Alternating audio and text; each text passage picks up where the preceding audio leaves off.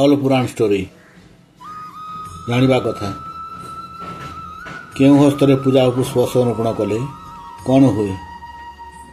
ଠାକୁର ପୂଜା ସମୟରେ ଦେବଦେବୀଙ୍କୁ ଯେଉଁମାନେ ଗୋଟିଏ ହସ୍ତରେ ଫୁଲ ସମର୍ପଣ କରନ୍ତି ବା ପୂଜା କରନ୍ତି, ସେମାନଙ୍କ ପୂଜା ଦେବାଦେବୀମାନେ ଗ୍ରହଣ କରନ୍ତି ନାହିଁ। ଏହାଦ୍ୱାରା ପୂଜା କରୁଥିବା ଲୋକର କ୍ଷତି ସାଧନ ହୁଏ। ଦୁଇ ହାତରେ ପୂଜା ଫୁଲ ସମର୍ପଣ କଲେ ଠାକୁର ଆନନ୍ଦରେ ଗ୍ରହଣ କରନ୍ତି। ଅଲ୍ ପୁରାଣ ଷ୍ଟୋରି ଜାଣିବା କଥା। କେଉଁ ହସ୍ତରେ ପୂଜା ଓ ପୁଷ୍ପ ସମର୍ପଣ କଲେ କ'ଣ ହୁଏ? ଠାକୁର ପୂଜା ସମୟରେ ଦେବଦେବୀଙ୍କୁ ଯେଉଁମାନେ ଗୋଟିଏ ହସ୍ତରେ ଫୁଲ ସମର୍ପଣ କରନ୍ତି ବା ପୂଜା କରନ୍ତି, ସେମାନଙ୍କ ପୂଜା ଦେବାଦେବୀମାନେ ଗ୍ରହଣ କରନ୍ତି ନାହିଁ। ଏହାଦ୍ୱାରା ପୂଜା କରୁଥିବା ଲୋକର କ୍ଷତି ସାଧନ ହୁଏ। ଦୁଇ ହାତରେ ପୂଜା ଫୁଲ ସମର୍ପଣ କଲେ ଠାକୁର ଆନନ୍ଦରେ ଗ୍ରହଣ କରନ୍ତି।